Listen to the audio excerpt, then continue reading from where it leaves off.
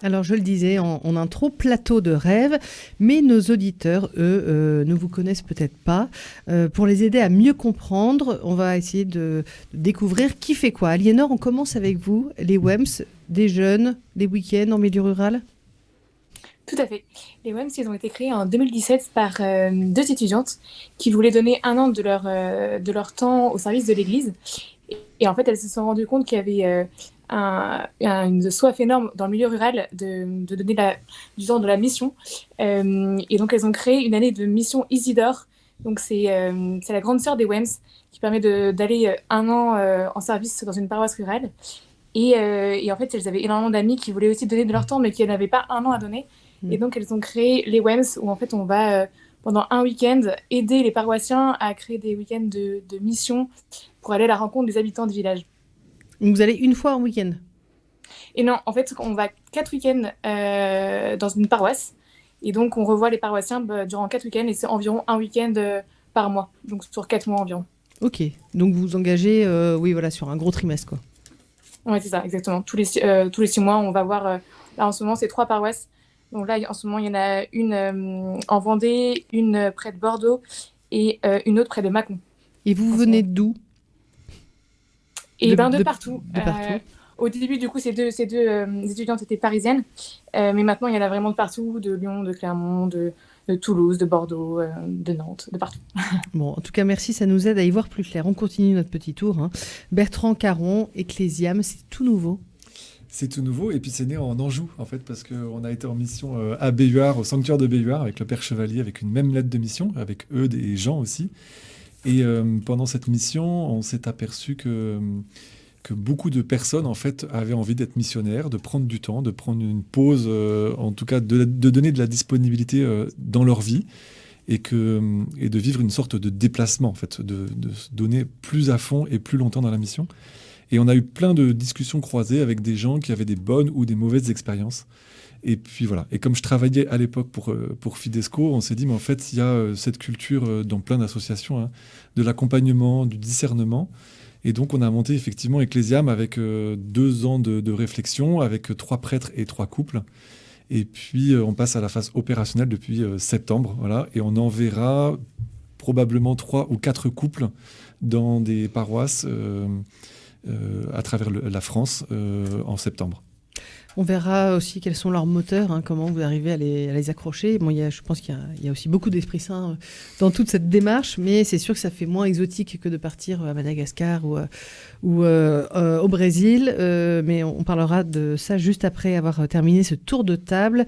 Le Rocher, oasis des cités, Cyril Folliot, là aussi une très très très belle mission. Oui, c'est une mission formidable qui est née à Bondy il y a à peu près 25 ans. Dans le 93. Dans le 9-3, voilà, dans le 93. Moi, j'ai eu la chance d'y vivre 3 ans avec mon épouse Daphné et nos 6 enfants en mission. C'est une mission en réponse à ce qu'on appelait la crise sociale des banlieues. Voilà, à la fin des années 90, Jacques Chirac, si on se souvient, parlait de la fracture sociale. Oui. Et puis, il y a eu beaucoup d'émeutes, en fait, dans les années 90, dans les banlieues, qui ont suscité aussi des questionnements. Puis, vous l'avez dit, c'est l'Esprit Saint qui a dû souffler à un moment pour nous dire, voilà, il y a certainement quelque chose à faire. Et la première chose, et c'est d'ailleurs ce qui reste le moteur du Rocher, c'est d'envoyer des familles, des jeunes, pour habiter dans les quartiers et vivre avec les personnes dans les quartiers. Voilà, le principe, c'est le vivre avec, et à partir de ce vivre avec, de développer des activités. Donc aujourd'hui, c'est 9 antennes en France, on en reparlera peut-être après. Voilà. Merci beaucoup de nous avoir présenté ce Rocher, oasis des cités, les Saules. Vous êtes missionnaire, hein, Antoine? Eh ben, on essaye. Et peut-être pour nous présenter, on peut dire, voilà, on est depuis 4 ans au service donc, de cette paroisse Saint-Jean-Paul II. Et cette paroisse, ça fait une quinzaine d'années qu'elle est confiée à la communauté Chemin Neuf. Et je crois que comme toute paroisse, on se pose la question de se dire, mais comment être missionnaire? Voilà, ça semble absolument nécessaire par les temps qui courent.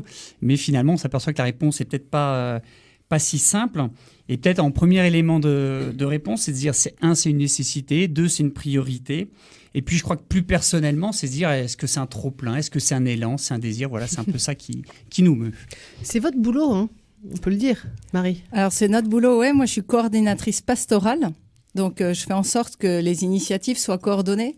Mais pour moi, en fait, chaque baptisé est missionnaire. C'est pas que les Saules, Antoine et Marie-Saule, avec les 2 prêtres. Les 800 paroissiens sont missionnaires pour le quartier que nous occupons. Donc le quartier Madeleine-Justice, c'est 20 000 habitants, dont 52% sont des familles monoparentales. Et en fait, ce qu'on voit à la messe, nous, c'est des petites familles, 4 enfants. Donc c'est pas forcément très représentatif du quartier, mais la paroisse, c'est ces 20 000 personnes, ces 20 000 frères et sœurs qui sont là. Et c'est pour ça qu'on a beaucoup de liens avec la mairie de quartier pour cette pastorale de la porte d'à côté, quoi. Répondre aux besoins. Aux besoins du quartier. C'est pas juste ceux qui vont venir à la messe de 9h45. Ça va être histoire de recevoir la potion magique pour aller dans le quartier. Mais vraiment, la paroisse, c'est 20 000 habitants. Ça fait du bien d'entendre ça, vous trouvez pas, Bertrand Caron ? Est-ce qu'il y a un moment, on a un peu oublié, finalement, dans les... Alors, on n'est pas là pour taper sur l'église et le diocèse, parce qu'après, on va se faire gronder. Non, mais est-ce que pendant plusieurs années, on n'aurait pas un peu oublié ceux du quartier, on se concentrait que sur les paroissiens ? Je pense qu'on est à une époque formidable en termes d'évangélisation. Il y a un boulevard. Il y a un boulevard. Je vois peut-être 2 écueils qui ont été vécus dans l'Église. Il y avait cette technique de l'enfouissement où on devait vivre avec les gens sans annoncer le Christ, sans dire qui on était, qui a eu des beaux résultats, mais en tout cas, on ne devait surtout pas dire qu'on était chrétien et vivre avec les gens. Et puis peut-être d'autres missions un peu plus tape à l'œil où on va s'afficher très très fort et malgré les gens. Et je pense que d'ailleurs, je ne suis pas en train de dire que j'ai dit 2 écueils, c'est pas vraiment le bon mot. Je pense que c'est deux époques, voilà. Et je pense qu'aujourd'hui, il faut qu'on acte que la chrétienté est finie, qu'on n'est plus dans une terre chrétienne et que l'Église, avec la crise aussi, les différentes crises, on ne va pas revenir dessus, mais qu'elle traverse, a des nouveaux modèles à chercher. Et je pense que moi qui suis graphiste de formation, je trouve qu'on a une époque créative absolument merveilleuse et je me réjouis de toutes les initiatives ponctuelles de demeurer, d'aller avec des publics, avec des publics spécifiques comme le Rocher, comme d'autres associations qui sont sur et voilà. Et donc, du coup, on a une époque formidable. Et puis, on a un constat aussi, c'est qu'on est en train de perdre les prêtres et que tout, on est en train de les perdre, en tout cas en termes numéraires. Voilà. Et, oui, ils sont encore vivants. Oui, ils sont encore vivants. Et puis, ils sont moins acceptés aussi par la société. Avec les crises, ils souffrent d'une image de marque détériorée. Et en fait, le missionnaire, c'est le laïc. Et ça, c'est très clair depuis Vatican II. En fait, nous sommes missionnaires et nous le sommes dans la magnifique mouvance que le pape François nous donne là, qui est l'amitié sociale. On y reviendra peut-être, mais en fait, voilà tout l'enjeu de la mission d'aujourd'hui, c'est de pouvoir rentrer en amitié avec les personnes. Et donc là, il y a plein de moyens différents d'y rentrer. Mais c'est formidable parce que ça ouvre un champ. Moi, je trouve qu'on a une époque de laboratoire actuellement et qu'il faut tenter les trucs. Voilà. Il y a un nouveau modèle. Il y a un modèle. Voilà. Il faut avancer et puis regarder ce que l'on fait. Et puis j'ai l'impression qu'il y a une espèce d'amitié qui se crée entre toutes ces initiatives-là qui me semble un terrain très favorable. Vous n'avez pas le sentiment néanmoins qu'on vit aussi dans un temps d'une église à 2 vitesses, Bertrand Caron ? Il y a ceux qui font, puis ceux qui restent un petit peu cachés, qui ont un peu peur. Je crois qu'il y a des appels très différents. Nous, on a eu cet élan missionnaire avec une expérience Fidesco, donc à l'étranger, dépouiller tout, et on s'est aperçu qu'il y avait plein de barrières en nous, plein de frontières intérieures, plein de résistances qui se sont écroulées. Et du coup, ça nous a donné en tout cas une appétence pour à la fois rentrer dans une communauté. Nous sommes membres de la communauté de l'Emmanuel pour avoir un lieu de ressourcement. Et en même temps, de se dire, si on a une joie à être ensemble, si on a la joie à être chrétien, parce que je suis un chrétien très joyeux, un catholique très joyeux de l'être, ça me fait grandir, ça me rend heureux. Et du coup, si je ne peux pas garder cette joie pour moi, et donc j'ai besoin de la partager avec les autres, tout en me laissant évangéliser aussi par ceux qui ne croient pas. Je crois que c'est une posture que l'on doit convertir chez nous, c'est que oui, on annonce le Christ, mais mon voisin, même s'il n'est pas croyant, même s'il n'est pas catholique, même s'il a une autre croyance, a quelque chose à me dire de Dieu. Et en fait, l'évangélisation, c'est pas aller porter la bonne nouvelle, c'est porter et recevoir la bonne nouvelle. Ça répond pas à ma question d'église à deux vitesses. Mais super réponse en tout cas. Ouais. Non, si, c'est ça répond. Parce que la question, c'est qu'on a un appel chacun très différent. Et que je pense qu'il y a des gens qui sont appelés à rentrer en amitié tout simple avec leurs voisins et d'autres qui sont appelés à faire des projets qui sont un peu plus en visibilité ou pour un temps donné. Voilà. Donc, je trouverais dommage d'opposer les personnes qui font un travail de fourmi dans leur quartier et puis d'autres qui sont peut-être plus en visibilité ou sur un temps donné sur des expériences fortes. Voilà. J'ai rebouclé avec la question du départ. Merci. C'est aussi une question de charisme et d'appel. Exactement. En tout cas, on est tous appelés à témoigner. Ça, c'est sûr. Ça, c'est pas optionnel. Peut-être une réaction d'Aliénor Dademar pour les WEMS. Oui, quand vous parlez de deux vitesses, moi ce que je trouve ça génial avec les WEMS, c'est que justement dans ces paroisses rurales où l'on va, il y a beaucoup de personnes âgées. Et nous, on arrive avec une trentaine de jeunes à chaque fois. Et je trouve ça très beau de voir la différence de regard sur l'Église, sur même notre quotidien, dans notre foi, entre ces jeunes qui ont un feu de la mission et, voilà, et ce recul et cette sagesse de la foi des personnes plus âgées. Et donc justement, je pense que ça apporte énormément dans cette complémentarité. Nous, on en ressort très grandis de ce week-end, vraiment fortifiés dans notre foi par cette sagesse des personnes âgées. Et à l'inverse, eux reboostés dans leur désir missionnaire et dans leur envie de refaire la feuille de messe avec plus d'enthousiasme dans leur foi ou dans leur petit truc de quotidien qu'ils faisaient plus par tradition, habitude. Ils sont peut-être relancés. Par exemple, typiquement, un prêtre d'une des paroisses où on était allé, il disait que le contenu des confessions avait radicalement changé entre le début des WEMS, de notre passage et après. Et je trouve ça trop beau, ça montrait un peu vraiment la conversion intérieure des cœurs, autant des paroissiens que de nous quand on repart des WEMS.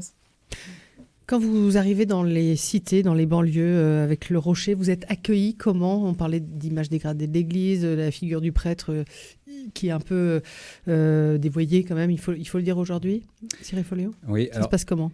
D'abord, juste par rapport à ce qui a été dit tout à l'heure sur moi j'aime bien l'idée de se redire qu'une paroisse, c'est l'ensemble des paroissiens, des personnes qui habitent autour d'un clocher au nu d'église. Voilà. En fait, l'église est au service des paroissiens dans ce sens-là.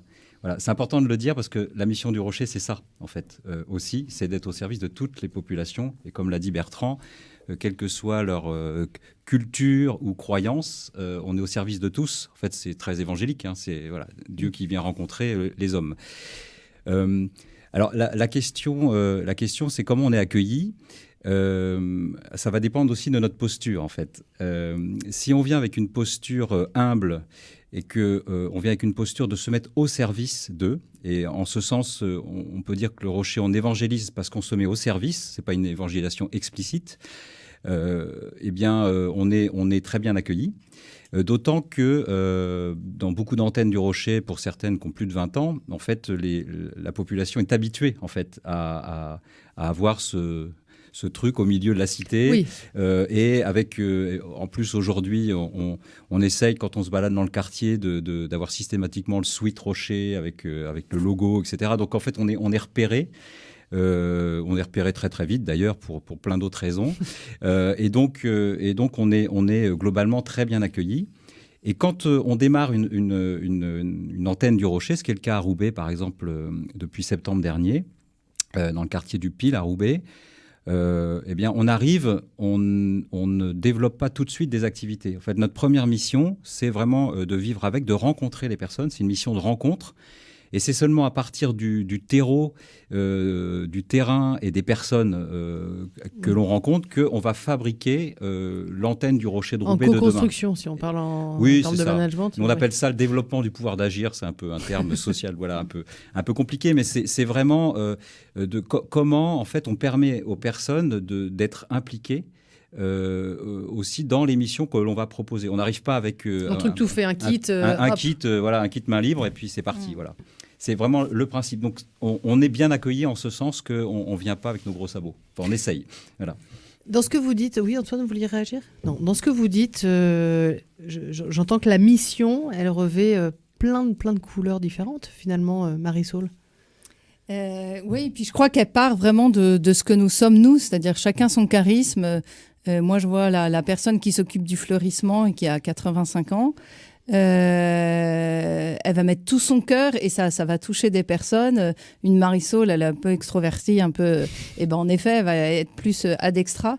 Mais chacun va vivre, va être, il faut que chacun soit vraiment ce qu'il est et qui laisse les charismes, les dons que le Seigneur lui a donnés s'exprimer.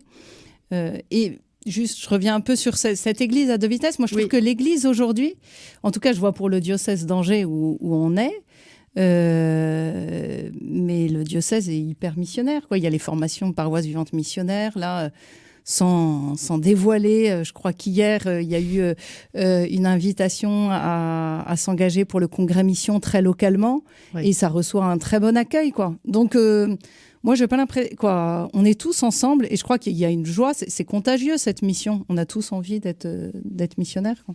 Oui, Cyril, pour le moi, rocher. je trouve que c'est super important qu'on se redise autour de ce plateau que la mission, elle est pour tous et qu'on peut tous être en mission.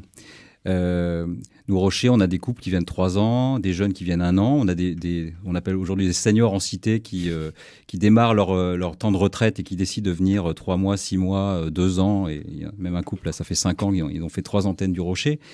Et puis, il y a les personnes qui viennent juste un soir faire un peu d'aide aux devoirs ou rencontrer des personnes chez eux. C'est hyper important de le dire parce qu'il n'y a pas de sous-chrétiens, il n'y a pas de sous-missionnaires. En fait, on est tous appelés à la mission avec ce qu'on peut faire. Voilà.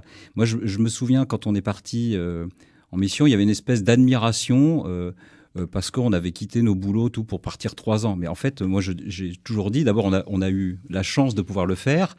Et en fait, nous, on l'a pris comme un cadeau. En fait, c'était une chance. Mais c'est pas pour autant que quelqu'un qui va pouvoir donner qu'1 heure par semaine, c'est déjà énorme. Et ça, je pense que c'est hyper important de leur dire. Bertrand Caron. Je pense, je confirme complètement les propos là, et je pense aussi qu'il y a un état d'esprit en fait à avoir. C'est pas tellement sur la visibilité qu'on a, la disponibilité qu'on a à un moment, période où on va être très missionnaire, très en visibilité ou pas en visibilité. Et moi, je suis à l'école de mon fils qui a 22 ans actuellement là, et qui est en école d'art, qui est dans une belle agence parisienne de communication, voilà, et qui est au cœur du vrai monde, voilà, qui est au cœur du monde. Et je trouve qu'il est, par exemple, il n'est pas missionné par quelqu'un, mais il est très décontracté, il est affiché comme catholique, il est très aimant avec les gens, il est très capable de témoigner et même d'inviter des personnes, d'avoir des discussions, de témoigner de sa foi avec un grand naturel. Et ça, je trouve que c'est une attitude très missionnaire. Vous voyez, il n'est pas... il est comme baptisé, il est envoyé en mission, mais il n'est pas sous une communauté, sous une bannière ou je ne sais pas quoi. Il est simplement à l'aise dans le milieu avec lesquels, et il est en capacité d'aimer les gens. En fait, il aime les gens, il rentre dans il s'intéresse à eux, quelles que soient leurs orientations, leur style de vie, etc. En fait, simplement, il aime les gens et il témoigne avec une énorme décontraction de ce qu'il vit. Et parfois, il emmène des gens à la messe où il dit « Ah, t'as une difficulté, est-ce que je peux prier pour toi ?» Et il a une fécondité. Il ramène des gens pousser des portes de l'église, mais avec naturel, voilà. Pas en forçant les gens. On parlera justement des fruits, mais Antoine Solo, vous vouliez réagir? Par rapport à... Oui, effectivement, on utilise beaucoup le mot « appel ». Et c'est vrai que c'est ça, il y a quelque chose un peu d'une attraction, le Seigneur qui nous attire. Mais et effectivement, c'est chacun en fonction de son charisme, ses talents, son histoire, tout ce qu'il est. On arrive avec ce qu'on est dans cette mission, on arrive avec ce qu'on sait faire, on arrive avec ce qu'on aime. Mais aussi, il y a peut-être quelque chose de commun à tous ces appels. C'est peut-être... Alors, c'est un mot qui peut faire un peu peur, mais moi, je crois qu'il est très puissant, qui est un peu ce mot de radicalité. On est appelé à une certaine radicalité. Et alors, ce mot de radicalité, il a un peu 2 sens. C'est le sens de racine. Et je crois que c'est toujours se dire que on est appelé d'abord, avant la mission, à prier. On est des hommes en relation avec le Seigneur, des priants, on écoute la parole, on vit de l'Esprit Saint. Et donc, c'est vraiment de se dire, voilà, je suis ce disciple avant d'être le missionnaire. Et d'ailleurs, moi, j'aime bien le pape François en permanence, il colle les deux. C'est indissociable, c'est disciple missionnaire. On est appelé à être missionnaire. Donc ça, c'est la première radicalité, c'est cette vie avec le Seigneur. Et puis la deuxième radicalité, c'est peut-être, on est appelé à une certaine intensité. Radicalité au sens engagement. Alors là, effectivement, c'est chacun plutôt que de se voir effectivement tout de suite le grand saint évangélisateur, c'est plutôt se voir, mais c'est quoi mon prochain pas? C'est quoi mon next step? C'est voilà, à quoi je sens que le Seigneur m'appelle concrètement dans mon ici, mon maintenant, pas dans les nuages, pas dans l'abstrait. Voilà, qu'est-ce que je peux vivre dans mon quartier, dans l'organisation. Il y a une conversion intérieure aussi à avoir. C'est du domaine de la pouvoir de se donner. Aliénor d'Adémar pour les WEMS. Oui, moi je voulais juste compléter en disant que ce qui m'a vraiment... j'étais très admirative au niveau des WEMS ou de la mission Isidore pendant un an, que ce soit pendant un week-end avec les WEMS ou pendant un an avec la mission Isidore, c'est le fait qu'on parte à la campagne.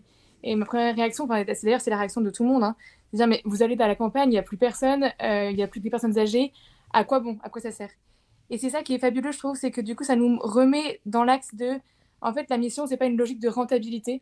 C'est pas le but, c'est pas de faire du chiffre, d'être commercial, mais c'est vraiment d'annoncer le Christ. Et le Christ, il fera ce qu'il veut. Et donc nous, on met des graines, voilà, on jette, on sème, et après le Seigneur les fait pousser là où il veut. Et donc ça permet de se réaxer et de vraiment de faire de la mission sans avoir une logique de rentabilité. Et ça, je trouve ça extraordinaire. Mais ça, c'est vraiment un charisme aussi d'humilité, parce que on pourrait se dire la mission, finalement, c'est être sympa avec son voisin, faire des cookies, être à l'aise. Mais à quel moment on ramène ces personnes au sacrement, à l'église avec un grand E, Marisol? Est-ce que c'est notre job? C'est-à-dire qu'on est frères parce qu'on a le même père, quoi. Donc il y a un moment, il faut bien qu'on leur parle du père, non? Je sais pas. Oui, voilà, il y a un moment, faut il y a un bascule, moment où... Et puis c'est vrai que moi, quand je rencontre quelqu'un, je cherche la présence de Dieu en lui, et elle est systématiquement là parce que le Seigneur, voilà, ça fait partie de notre nature. Donc on est frères, mais on est frères parce qu'on a le même père, quoi. En effet, on va pas faire des maisons de quartier partout. Celle des Justices, ça marche super bien. Elle est superbe. Mes enfants y vont tous les mercredis. Et c'est très bon qu'elle y soit. Mais voilà, nous, on a peut-être quelque chose d'autre. Mais avec. Cyril, pour le Rocher, est-ce que les missions sont à côté d'une église, ou est-ce que c'est juste créer des activités qui répondent aux besoins d'un quartier, puis voilà, puis on verra bien? Et puis, Inch'Allah. Voilà, nous sommes très clairement identifiés comme chrétiens catholiques. Pour deux raisons, vous venez de le dire, parce que en fait, la très grande majorité de nos missions sont accolées à une église, voire dans les locaux de l'église, qui parfois n'étaient plus utilisés depuis très longtemps. Oui. Voilà. Donc ça, c'est la première chose. Et puis la seconde, c'est aussi notre posture. En fait, voilà, les équipes, pour ceux qui le souhaitent, prient chaque jour, tous les matins avant la mission. Dans la mesure de nos possibilités, on est engagé auprès de la paroisse locale, et donc on est identifié par les personnes du quartier comme chrétiens. Et en fait, c'est ce fait qui nous permet cette forme de légitimité. Oui, c'est un pari. Et oui, mais ça va au-delà. Je vais vous donner un exemple. Moi, je me souviens de maman musulmane qui m'avait dit écoute, Cyril, on te laisse nos enfants parce qu'on sait que toi, tu pries. Voilà, c'est hyper puissant. En fait, une maman musulmane qui dit moi, j'ai besoin de confier mes enfants à quelqu'un qui est priant, qui croit en Dieu. Voilà. Et en fait, moi, je ne l'avais pas exprimé sur une pancarte. C'était simplement que tous les matins, moi, je me rendais à l'église avec ma guitare sous le bras pour aller louer le Seigneur. Bertrand Caron, être missionnaire, Aliénor l'a dit, c'est pas être des commerciaux. Néanmoins, on a quand même envie de voir le fruit. Eh ben, on se trompe. Non, mais j'adhère complètement. Je ne sais pas si on mesurait la mission et la fécondité de Jésus sur place. On parle de l'église aux Corinthiens, mais en fait, ils étaient une vingtaine. Les premières communautés n'ont pas commencé de façon triomphale. Et puis, on a une posture d'humilité à avoir aussi par rapport au monde, par rapport à ce qu'on peut renvoyer comme image. Je crois que ça serait une écueil de vouloir mettre des chiffres de rentabilité. En fait, l'évangélisateur est quelqu'un qui agit gratuitement. Et donc, si c'est gratuit pour avoir de la rentabilité, c'est plus gratuit. Donc, c'est le vrai don. C'est le vrai don. Après, évidemment qu'on s'accroche à des belles histoires qu'on pourrait vous partager tous. De gens qu'on a emmenés par la prière, par l'exemple à l'église. Ma femme a récemment discuté avec le Top Chrétien, le Top Chrétien, c'est une sphère d'évangélisation évangélique absolument géniale, qui était très actif sur les réseaux sociaux avec des mots-clés, des rentabilités, etc. Et ils mesurent beaucoup l'impact. Ils aiment beaucoup ce terme d'impact. C'est tendance. Et en fait, ils sont en train ils exprimaient à ma femme que, en fait, ce qui comptait maintenant et l'impact était bien plus fort parce qu'ils prenaient le temps de la relation maintenant plutôt que le temps d'une offensive un peu violente. Voilà, l'impact, on le mesurera jamais et on a tous en tête aussi plein d'histoires autour des grands saints de conversion très tardive. Donc, qu'est-ce qu'on sème ? Moi, je ne peux pas vous dire, quand j'étais petit, je priais pour la conversion de mon meilleur ami. Je ne sais pas, aujourd'hui, je l'ai perdu de vue. Je sais pas on peut faire un appel. Perdu de vue, Stéphane, si tu m'entends. Je ne peux pas savoir ça. Et parfois aussi, on récolte, quand on discute avec quelqu'un, on a quelqu'un qui nous dit « Ah, mais j'étais avec ce prêtre autrefois, j'étais enfant de cœur, et en fait, je me réfère à... » Et puis, si j'ai 1 minute, je vous raconte une petite histoire. On aime les histoires. Quand on était à Béhuard, on était en train de bricoler, de s'affairer avec le père Bertrand dans la chapelle. On devait faire des décors, des machins, etc. Bon, on est tous les deux de nature très, très affairée. Et il y a une petite dame qui est venue poser une bougie à Béhuard. Et puis, du coup, on a pris le temps de discuter avec elle en disant « Pourquoi vous posez cette petite bougie ?» Elle me dit « Je viens tous les ans à Béhuard poser une petite bougie pour l'anniversaire de la mort de mon mari. » Et on lui a simplement dit « Est-ce que vous voulez qu'on prie avec vous ?» C'était le seul contact qu'elle avait avec l'église. Et donc, en fait, elle rentre dans une église et en fait, il n'y avait pas de chrétien pour l'accueillir. Vous voyez ce que je veux dire ? Et donc, à un moment donné, il y a plein d'endroits, il y a plein de catéchumènes en ce moment qui arrivent grâce aux réseaux sociaux, il y a un phénomène... Là, avec Ecclésiam, là, on voit des paroisses qui sont débordées. À Bondy, par exemple, à la paroisse de Bondy, c'est détaché du rocher, mais il y a certainement un écosystème favorable. Il y a 100 catéchumènes qui arrivent de partout aujourd'hui. Donc, en fait, on est là, on les accueille et puis on transmet. Et puis voilà. Donc, la performance... Oui, mais il faut qu'il y ait quand même des chrétiens qui soient là. Hein. Mais il faut qu'il y ait des chrétiens qui soient là. Et puis, il y a des petites mamies au fin fond de leur campagne qui font de l'évangélisation sans le savoir et qui amènent des gens au Christ. Et puis, quand les gens vont mourir, ils vont aller voir cette petite mamie-là. Et c'est ça, l'évangélisation. On va pas faire des stats, quoi. C'est pas possible. Oui. Cyril. Petite chose pour aller dans ce sens.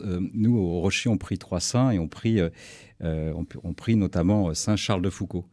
Et moi, pour m'être un peu intéressé à ce saint, je crois qu'il doit avoir une conversion dans sa vie, celle d'un esclave, si mes souvenirs sont bons. Mais en fait, il n'a pas de conversion directe, alors que c'est un très grand saint. Voilà. Et un très grand missionnaire. Et un très grand missionnaire, du coup. Voilà. Donc, en fait, les fruits sont autres. Et puis, se redire aussi, parce que le Rocher, on est quand même très baigné dans une culture et aussi la religion musulmane. Et quand on regarde, en fait, comment les conversions, en fait, se font souvent par des songes. Voilà, c'est Dieu qui agit directement, en fait. Ouais. Alors, nous, on est là pour créer un terreau favorable. Mais après, en fait, c'est ce qui se passe dans les cœurs et c'est Dieu qui agit. La conversion, c'est pas nous qui agissons, en tout cas. On va marquer une courte pause. On continuera de parler de la mission avec un grand M. S'engager, est-ce que c'est vraiment à la portée de tous ? Est-ce qu'il y a des petits pas que je peux mettre en place dans ma vie dès demain pour toucher les cœurs, même pour me convertir moi-même ? Et puis les ingrédients, notamment pour y arriver. Alors pas une question de performance, mais en tout cas une question tout du moins de sincérité. Et on parle du feu missionnaire sur notre antenne aujourd'hui en ce jeudi saint. Merci à chacun de nos invités d'avoir accepté notre invitation. On a un très beau plateau avec Bertrand Caron d'Ecclésiam, Aliénor d'Adhémar pour les WEMS. Vous savez, ce sont des jeunes qui viennent le temps d'un week-end pour une mission prière-service en milieu rural. On a Antoine et Marie Saul en mission paroissiale pour le chemin de Neuf à Angers. Et puis nous avons aussi le Rocher, oasis des cités, avec Cyril Folliot.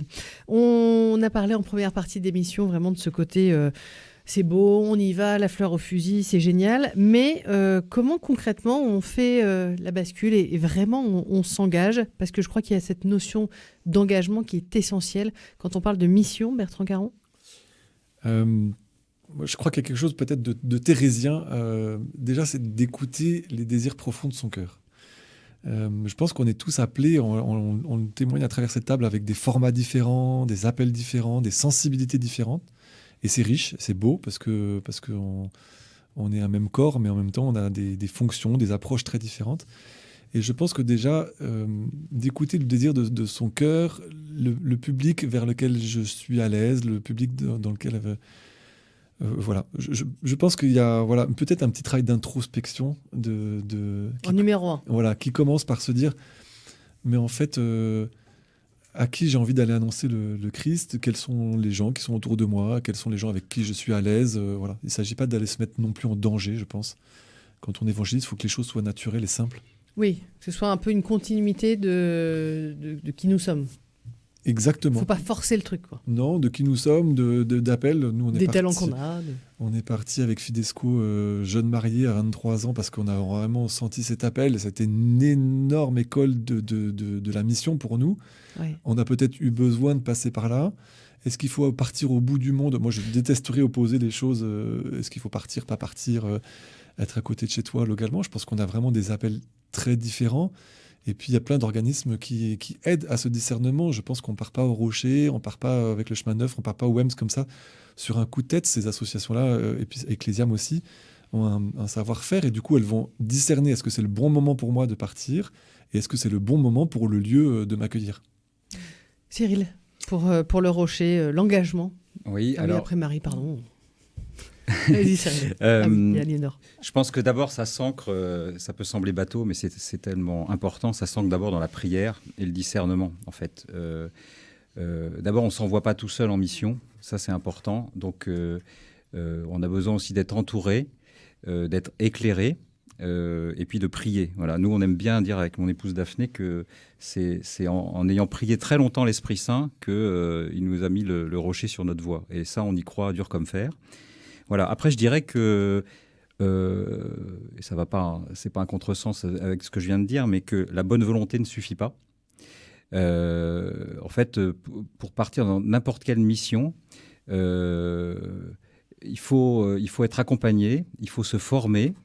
Il faut accepter qu'on a des talents, mais qu'on a aussi des casseroles, des défauts. Mais ça, c'est hyper important parce qu'en fait, blessures, une histoire. Exactement, une histoire. Et donc, voilà, nous au Rocher, on essaye, bon an mal an, de former les équipes qui arrivent, de relire les activités régulièrement chaque semaine avec des personnes qui nous éclairent de l'extérieur, parce que en fait, voilà, je le redis, la bonne volonté ne suffit pas. Et puis se redire que une mission n'est pas sans combat.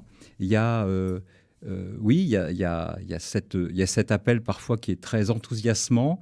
Et puis après, il y a la réalité du terrain, il y a la réalité des relations avec l'autre, parce que dans une mission, c'est d'abord la patte humaine, en fait. Voilà. Mmh. Et ça aussi, il faut l'accepter. Mais je pense que c'est une façon de s'évangéliser soi-même d'abord. Voilà. Aliénor, pour les WEMS.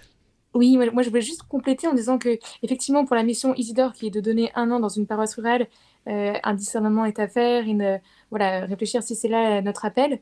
Mais pour les WEMS, justement, c'est rendre accessible la mission le temps d'un week-end.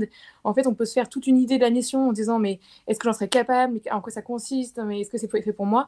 En fait, là, je trouve que c'est justement rendre accessible, de dire je m'inscris pour un week-end et puis je vais voir. Et en fait, on se rend compte que, en tout cas, le retour de beaucoup des WEMseurs disent mais en fait c'est simple, je pense pas que ce serait aussi facile ou en tout cas si accessible. On a notamment un topo de formation le samedi matin qui aide à mieux se lancer et à avoir plus le regard axé sur le Seigneur pendant la mission. Mais voilà, je trouve ça vraiment génial de se dire on peut aussi se lancer dans la mission simplement en un week-end et après pourquoi pas dire en fait c'est là où je sens ma place, je veux faire un deuxième week-end, un troisième week-end où je m'engage dans un staff pour organiser plusieurs week-ends sur une paroisse. Mais c'est ça, je trouve, ce qui est chouette dans les WEM, c'est de pouvoir vraiment de se lancer facilement dans la mission. Est-ce que le premier engagement, le premier témoignage, ce serait pas l'engagement, justement ? Quand on arrive en mission quelque part, de se dire, tiens, il y a une famille qui débarque, ils ont plaqué leur job en région parisienne, ils connaissent personne. Et il serait pas là aussi le premier des témoignages, Marisol ? On ne sait pas. Non, mais c'est vrai que j'ai du mal à dire. Moi, c'est vraiment todos, quoi. On est tous missionnaires. C'est ce que tu disais, Cyril, quoi. Chacun, en effet, il y en a qui ont besoin de tout plaquer. Nous aussi, Fidesco, je crois que c'est ça. Il y a un moment où on a eu envie parce qu'on était dans notre petit milieu et juste on avait envie de faire éclater ça et ça a été bon pour nous. Mais parce qu'on venait de ce milieu bourgeois qui était peut-être un peu trop, et hop, on a eu besoin de faire éclater. Mais c'est notre histoire, quoi. Oui, il n'y a pas de parcours type. Hein. Non, il n'y a vraiment pas. Et moi, j'aime bien dans ce qui est dit, ces prières où du coup le désir peut monter parce qu'on est vraiment à l'écoute de ce qui nous habite profondément, puis discernement. Et du coup, le discerner en église, quoi. On est toujours envoyé deux par deux, se sentir envoyé et pouvoir remettre sa mission. Voilà, notre mission ne nous appartient pas. Et donc, la remettre, je sais pas, nous, on a des engagements de 3 ans. À la paroisse, on fait des lettres de mission pour 1 an pour chaque service, pour chaque serviteur. On remet la mission. Voilà, la mission ne nous appartient pas. Oui. On ne s'accroche pas au rocher.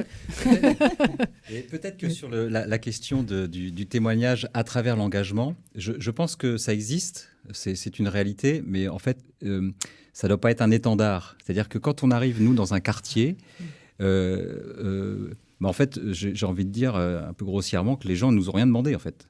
Donc, on vient pour les aimer, voilà. On n'est pas forcé, on n'attend pas forcément d'amour en retour, même si ça fait quand même du bien.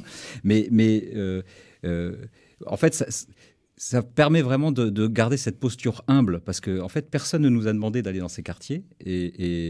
Alors oui, l'engagement quand on discute avec des personnes et quand on dit tu sais, j'ai lâché mon boulot pour venir habiter ici 3 ans, c'est vrai que ça interpelle. Voilà, c'est vrai que ça interpelle et les personnes se demandent au nom de qui. Et là, on en vient à c'est le moment où on dit moi je le fais au nom de mon Seigneur le Christ. Oui. Voilà. Mais c'est vrai que il faut faire attention à cette posture du missionnaire qui lâche tout. Ce que tu disais tout à l'heure sur la radicalité, en fait, ça se vit d'abord à l'intérieur. Antoine, Saul. Et là, il y a ce mot important de témoignage. Et effectivement, il y a différentes formes de témoignage. Il y a le témoignage de vie. Et c'est vrai que quand on habite un presbytère comme nous, on est très observé. Et donc, c'est simplement essayer de montrer une vie paisible, une vie de prière, une vie joyeuse, une vie simple. Et ça, c'est le témoignage de vie. Les chrétiens sont observés. Je crois qu'ils sont de plus en plus observés. Je crois qu'on peut vraiment chacun se le dire. Et puis ensuite, il y a ce témoignage de cette parole, mais alors une parole vraiment qui rejoint. Une parole qui est d'abord écoute, qui est cette culture de l'écoute, cette culture de la rencontre. Et nous, on a par exemple à la paroisse Saint-Jean-Paul II une petite fraternité d'évangélisation de rue. On se retrouve une fois par mois, c'est tout simple. Pendant une matinée, on commence par prier, donc toujours se renvoyer à prière. Parfois, on regarde une petite vidéo. Par exemple, il y a Annunzio qui fait des très bonnes vidéos sur l'évangélisation de rue. Et on regarde une petite vidéo. Et puis, on prend quand même un petit temps de fraternité. Parce qu'en vrai, on s'aperçoit quand même que c'est pas complètement naturel. En vrai, il y a quelque chose un peu de sortir de soi. Voilà, faut se pousser un peu. Et donc justement, ce temps de fraternité, on a observé que c'était le temps où finalement on déposait un peu toutes nos réticences, tous nos doutes, toutes nos craintes. Et finalement, un peu, on s'exhortait entre nous, on faisait corps et on y allait deux par deux, on partait. Mais il y avait cette importance de la fraternité. Chacun son tour, Bertrand Caron. Ah, c'est chouette, on se complète, c'est beau. Je pense que une posture qu'on peut préparer, parce qu'il est question là, on dit comment on y va, c'est de faire un travail ce que j'appelle un travail d'anamnèse, c'est-à-dire que de savoir le moment où le Christ m'a rencontré moi, et d'avoir un témoignage. Alors moi j'ai mon témoignage un peu. L'anamnèse, c'est faire mémoire. Hein. Voilà, c'est ça, de faire mémoire de la façon dont le Seigneur m'a rejoint dans ma vie. Et que je puisse témoigner de façon simple et compréhensible, sans jargonner, sans dire j'ai reçu une effusion de l'Esprit Saint à Paray-le-Monial dans une soirée de miséricorde autour du Saint-Sacrement. Là, on a perdu tout le monde. Par contre, j'ai fait ce travail pour découvrir Dieu, là, qui font des vidéos, et j'ai récolté 60 témoignages de personnes qui en essayant de déjargoniser. Et c'est bien d'avoir pris conscience de la manière d'avoir pu travailler son témoignage, de travailler avec d'autres, de pouvoir l'avoir dit, qu'il soit compréhensible et puis qu'il soit sorti au bon moment. Surtout, c'est pas arrivé en disant « Alors, tu sais moi ce qui m'est arrivé ?» Mais les gens, en fait, quand on les a repérés qu'on était chrétiens, à un moment donné, « Oui, mais toi, c'est qui ?» Et moi, en fait, j'ai rencontré le Christ. Donc, je vais te raconter ce que moi, j'ai vécu. Voilà. Et donc, moi, je vais pas vous le faire là. Le témoignage, c'est pas négociable. Hein. On ne peut pas aller contre c'est une posture qui est déjà très forte. Ça serait difficile d'être missionnaire et d'annoncer quelqu'un sans l'avoir rencontré vraiment. Ouais. Et je pense qu'on l'a tous rencontré et on sait bien que le Christ se rencontre. On parlait des songes, parfois c'est dans un moment de désespérance, parfois c'est ça nous tombe dessus, parfois c'est au bout d'un cheminement de 45 ans de réflexion. Il Il y a il y a pas de règle. Il n'y a pas de règle. Enfin, il y a autant de témoignages que de personnes. Le Christ. Et donc, mais par contre, c'est bien d'en prendre conscience et d'être capable de le raconter. Donc, j'ai rencontré quelqu'un. Moi, je vais te dire comment je l'ai rencontré. Oui. Vous vouliez rajouter, Cyril, pour le rocher ? Oui. Après, on va marquer une courte pause. Moi, j'aime bien redire cette parole d'Évangile. C'est à l'amour que vous aurez les uns pour les autres qu'on vous reconnaîtra mes disciples. Au rocher, on met vraiment l'accent sur la vie fraternelle au sein de l'équipe, qui commence dans le couple, qui commence dans les colloques de volontaires, etc. Et puis qui commence au sein de l'équipe du rocher. Voilà. Et en fait, notre premier témoignage, c'est d'abord l'amour qu'on a les uns pour les autres. Et c'est parce qu'on a cet amour qu'on est capable, après, on le reçoit et on est capable d'aller le donner. En fait, si ça ne fonctionne pas dans l'équipe, en fait, notre mission, elle est bien vaine. C'est d'ailleurs un des derniers conseils que donne Jésus avant de mourir. Et il dit, c'est à l'amour que vous aurez les uns pour les autres qu'on vous reconnaîtra. C'est le conseil stratégique de l'évangélisation que donne Jésus. Le cœur du réacteur. J'ai parlé trop longtemps, mais j'allais venir à cette année. C'est le texte J'adhère. Aimez-vous les uns les autres. Ça va. On marque une courte pause. On parlera de la formation après, qu'elle soit proposée par Ecclésiam, mais aussi le Rocher ou des retraites proposées aussi par le Chemin Neuf, parce qu'on imagine ça se bosse un peu. La mission, même si on a ce feu, il y a des charismes, en tout cas des lignes à avoir, ne serait-ce que déjà une posture. On en parle juste après ça. Du 28 au 31 mars, vivez la Semaine Sainte sur RCF. Chaque jour, dès 7h45, entrez en prière avec les bénédictines du monastère de Saint-Thierry.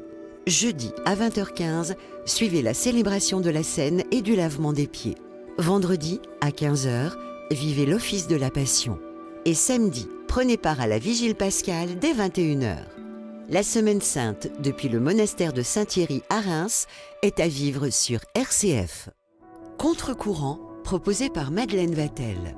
Nous ouvrons cette semaine les portes du monastère Saint-Thierry, niché sur la colline du Mont d'Or à quelques kilomètres de Reims, au cœur des vignes et en pleine Champagne. Des sœurs bénédictines partagent chaque jour une vie de prière et de travail. Mais que peut bien vouloir dire ora et labora pour ces femmes qui suivent la règle ancestrale de Saint Benoît ? Quelle disponibilité pour l'imprévu dans une vie cloîtrée ? Eh bien, je vous donne rendez-vous dans l'émission Contre-courant, jeudi à 15h.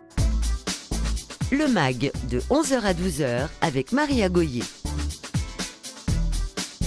Dernière ligne droite de notre émission, on va s'intéresser un peu plus au concret de la mission avec un grand M. On l'a bien compris, il y a bien sûr un élan, il y a de l'Esprit Saint, il y a une disposition intérieure, il y a des charismes, mais tout ça, on l'imagine, ça peut aussi un petit peu se travailler. Est-ce que Aliénor Dademar, pour les WEMS, je rappelle que ce sont les week-ends mission prière service, est-ce qu'on vous a un petit peu formé avant de vous lancer ? Tout à fait. Il y a même un pôle formation qui a été créé. Et à chaque week-end, on est formé le samedi matin avant la messe d'envoi en mission. Il y a 2 topos. Il y en a un pour le premier topo pour tous ceux qui veulent l'entendre et un deuxième topo plus pour ceux qui ont déjà entendu le premier topo. Pour se remettre dans la mission et pour découvrir, pour ceux qui ne l'ont jamais fait. Et je sens que ça me permet d'avoir un état d'esprit et de cœur pour se lancer ensuite dans la mission et que c'est vital. Il y a beaucoup de WEMseurs qui disent que ça les aide à se lancer ensuite. Pour Ecclésiam, je le disais en intro, c'est comme un Fidesco à l'envers, dans le sens où vous formez, vous accompagnez, vous envoyez des volontaires au service de projets missionnaires en France. Là aussi, la formation, elle est indispensable. Elle est au cœur pour nous du système. En fait, quand on évangélise, d'abord, on porte plus que nous-mêmes. On porte toute une tradition, on porte la parole. Et donc, il faut vérifier si on est il y a tout ce qu'on appelle la missiologie, toute l'histoire de la mission, depuis les bénédictins défricheurs jusqu'au WEMS. Il y a toute une culture, voilà, le church planting, machin, etc. Donc, il y a toute une culture de communion à avoir. Et puis une formation aussi très humaine, de savoir ce que je disais tout à l'heure, mais savoir si c'est le bon moment pour moi. Donc, d'une formation qui va aider à discerner et qui va poser les bonnes questions. Donc c'est un appel un peu radical puisque c'est partir 3 ans dans une immersion dans une paroisse. Et puis nous, on va vérifier aussi tout ce côté-là de formation auprès des paroisses, savoir est-ce que c'est Est-ce que la feuille de route est bien définie pour pas aller au casse-pipe et faire du remplissage dans un presbytère Bien sûr. sans mission? Et puis vérifier 3 points pour nous de formation qui sont essentiels. On le rabâche, mais il faut le redire, c'est est-ce que la vie de prière en communion avec les frères, les sœurs, les prêtres qui seront là est en place? Est-ce qu'il y a des rendez-vous de prière? Est-ce qu'il y a des rendez-vous fraternels? Vous voyez comme ils s'aiment. Et puis, est-ce qu'il y a un travail de co-responsabilité? C'est-à-dire qu'on ne soit pas les boîtes à outils les uns des autres. Oui. Et donc tout ça, ça demande de la formation humaine, la formation intégrale, psychologique aussi. Voilà. La mission ne va pas manquer de conflits aussi. Est-ce qu'on a les ressources pour surmonter ça? Et puis, est-ce que la feuille de route est claire? Et est-ce qu'on est en communion avec l'Église? Voilà. Et donc, pour être en communion avec l'Église, il faut connaître et donc se former.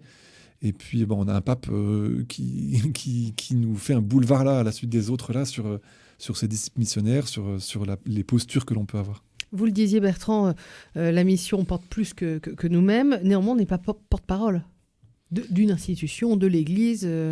Mais il faut avoir un peu de billes au départ, parce que les questions reviennent souvent un petit peu sur les scandales, sur la sexualité, et j'en passe. C'est une question qui est délicate parce que à la fois, oui, on n'a pas de responsabilité individuelle et à la fois, on a une responsabilité collective. On ne peut pas se dédouaner de la crise qui se passe. On a chacun peut-être eu des comportements cléricaux, des choses comme ça qui ont poussé. Donc, moi, je ne serais pas pour me dédouaner et porter que moi-même. Dans ces cas-là, on peut annoncer le Christ, mais c'est pas dans ces cas-là, on est sous aucune bannière et oui, on peut le faire. Mais quand on est en visibilité, quand on est en visibilité, c'est ce qu'on veut faire chez Ecclésiam, c'est vraiment être en communion avec les diocèses et pas être détaché, se porter nous-mêmes ou se porter une certaine sensibilité. Les prêtres, les paroisses sont quand même au cœur d'un système qu'ils connaissent, voilà. Et donc, oui, il n'y a pas d'étendard et on n'arrive pas avec un étendard, mais on représente plus que nous-mêmes. Un volontaire Fidesco, quand il part à l'autre bout du monde, il porte la mission pour laquelle il vient, il porte Fidesco, il porte l'Église catholique, il est envoyé au nom de l'Église catholique, il est missionnaire. Si vous arrivez dans un presbytère, les gens vous ont identifié aussi. Donc si c'est pour aller dire n'importe quoi et faire contre-effet, et se dédouaner de la tradition de l'Église, dans ces cas-là, faisons des démarches personnelles. C'est très clair. Cyril Folliot, la formation au Rocher a aussi sa grande place? Oui, je dirais que la première formation au Rocher, notamment pour les couples, là, on recrute des couples pour la rentrée de septembre prochain, la rentrée de septembre 2025, pour être en mission, en famille dans des cités. C'est d'abord toute cette période de recrutement et de discernement. Voilà, pour moi, c'est la première formation, parce qu'en fait, on apprend à creuser cet appel missionnaire. Et puis, c'est important parce qu'en fait, au Rocher, notre projet associatif a 3 piliers. Et le second pilier, c'est ce qu'on appelle, nous, l'école de la rencontre. Et d'être à l'école, nécessairement, il faut se former. C'est beau. Voilà. Et on a beaucoup de formations qui sont proposées aussi bien aux jeunes qu'aux familles. On a de la formation plutôt sur des postures, la formation à l'écoute, la formation pour prendre soin des autres, la formation sur le don. C'est quoi le don? Voilà. Je le disais tout à l'heure, on a des relectures chaque semaine aux activités avec des professionnels parce qu'en fait, voilà, on n'est pas tous des spécialistes du social. Et puis on a un travail spécifique. On s'est formé sur les questions de ce qu'était la laïcité. Voilà, on a une formation diplômante pour certaines personnes du Rocher. On se forme aussi sur la relation avec les musulmans parce qu'en fait, c'est une réalité qu'on vit. Voilà, donc on a au fil de l'année plusieurs formations, des formations initiales, si je puis dire, quand on démarre la mission, et puis plus de la formation toute l'année. Et ce qui est important pour nous aussi, de la relecture au fil de l'eau, et en fin de mission, on relit aussi notre mission, parce qu'en fait, si on veut que la mission continue, c'est important de relire ce qu'on vient de vivre. Bon, les Saules, vous êtes formés aussi, hein? Oui, les retraites Saint-Ignace. Ouais, voilà. Non, nous, il y a un peu, ça va du menu fast-food au menu gastro. Sans mettre de jugement derrière, mais c'est plus une question de temps. Je veux dire, il y a la prière perso, donc ça c'est le plus gros, qui est un lieu où le Seigneur peut nous façonner, nous modeler, et c'est important de se laisser faire, d'abord. Et puis après, il y a des parcours en paroisse. Après, il y a les retraites de Saint-Ignace, en effet, qui sont des lieux de formation. Il y a beaucoup de propositions. Il y a beaucoup de propositions. Il y a même 3 mois dans une chartreuse magnifique en Espagne pour les familles, qui est vraiment un lieu de formation là très. Vous l'avez fait? Ouais, mais nous, on a joué les prolongations, on est resté 9 mois.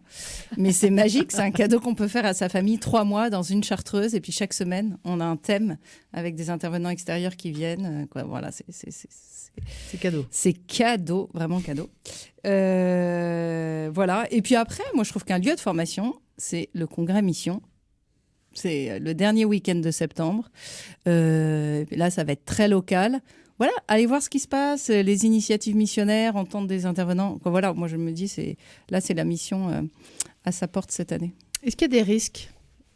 Je sais pas, je m'engage au Rocher demain. Est-ce que je prends des risques, Cyril Folliot ? Sur la question précédente ? Non, en général. En général le risque, je pense qu'il est toujours un peu personnel de se tromper de ce pourquoi on part en mission. Le moteur. Voilà, le moteur. En fait, si à un moment on perd le moteur, c'est pour ça qu'on invite à avoir un temps de prière chaque matin avant de démarrer la journée, parce qu'en fait, ça permet de se redire qui nous envoie, en fait. Et peut-être que le risque, il est là. Le risque, il est peut-être parfois de se perdre dans le faire et puis dans l'être. Voilà, ça aussi, je pense que c'est un des dangers. On parlait tout à l'heure du monde qui nous demande des rapports, des courbes, etc. Combien vous avez évangélisé. En fait, on est toujours happé par le monde. Voilà, on dit je vous envoie dans le monde, mais vous n'êtes pas du monde. Bon, ça, c'est théorique, mais dans la pratique, c'est pas toujours très simple à vivre. Et on peut être attrapé par ces questions-là. Donc, je pense que oui, il y a toujours du risque dans toutes les missions. Et puis, s'il n'y a pas de combat et s'il n'y a pas de risque, je pense qu'il n'y a pas de mission tout court, en fait. Donc, c'est rester centré sur le Christ et sur l'appel qui nous est fait. Voilà, d'aller vers les plus pauvres. Ecclésiam, aller évangéliser 3 ans en milieu rural dans la Pampa, en France, beaucoup moins exotique que le Brésil. Il y a des risques ? Il y a bien sûr un risque parce que d'abord c'est de la pâte humaine, donc on part avec des grands projets, des grandes aspirations quand on part dans un tel projet, et on a le risque d'être déçu, le risque de ne pas avoir de résultats. Quand on est en mission, en tout cas ça a été notre cas, on est très vivant. Moi je trouve moi j'ai eu mes sommets de joie et de... Quand vous êtes à BUAR et que quelqu'un retourne au Christ ou vient vous dire qu'il a passé une semaine et que ça l'a reconnecté avec la vie, grande victoire, on se dit je bosse pas pour rien. Et puis quand un autre vient vous raconter en vous disant que c'est n'importe quoi ce qui est fait là, que ça sert à rien, que c'est pas missionnaire, en colère contre l'Église et même que vous l'avez agressé malgré vous, on est à terre quoi. Et donc oui, il y a un risque d'être vivant, il y a un risque d'être très vivant. Et puis, je pense aussi qu'il y a un risque de la croix. Rentrer missionnaire, c'est pas rentrer dans un chemin de facilité, c'est pas choisir d'être chrétien, c'est pas facile aujourd'hui. Et donc, ça passe aussi par la croix, parfois par l'humiliation et surtout par beaucoup d'humilité. Enfin, on dit que beaucoup d'humiliations font beaucoup d'humilité. Et je crois que plus on est petit, plus on est à terre, plus on est fécond. Moi, je l'ai expérimenté. Je ne vais pas vous faire mon témoignage, mais je l'ai expérimenté plusieurs fois. Je reviendrai. Mais j'ai expérimenté que c'est quand je me croyais fort que j'étais pas fécond, orgueilleux, et que quand j'étais faible, que j'étais fécond et que le Seigneur avait la place pour parler à travers moi. Mais parce que vous êtes un grand sage. C'est pour ça. C'est pas ce que dit ma femme, mais... En tout cas, c'est un chemin. On approche de la fin de l'émission. Le petit pas que je peux mettre en place, oui, Aliénor, vous allez faire un mash-up entre la conclusion et votre réponse. Le petit pas que je peux mettre en place pour m'engager, tourner mon cœur et mon regard vers la mission. On va faire un tour de table. Aliénor.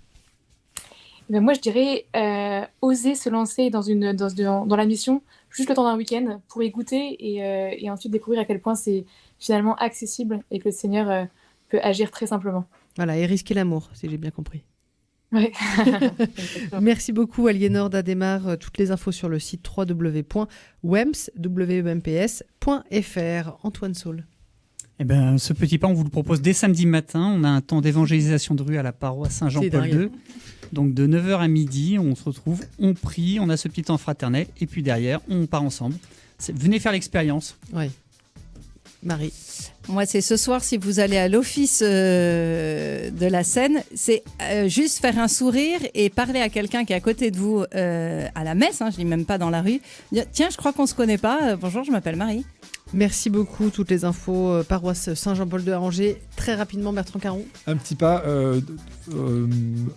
se dire où est-ce que mon cœur y va et puis y aller. Enfin, voilà, y aller. Écouter prier, son cœur. Écouter son cœur. Toutes les infos sur ecclesiam.fr. Merci Bertrand Caron. Le mot de la fin avec vous, Cyril Folliot. Oh, le mot de la fin. Le nouveau slogan du Rocher, c'est l'amour peut tout. Et je pense que oui, l'amour peut tout, jusqu'à ce que disait Marie, aller approcher simplement son voisin qui est son prochain. Le premier prochain, c'est votre voisin. Voilà. Beaucoup, asso lerocher.org et bien sûr rcf.fr.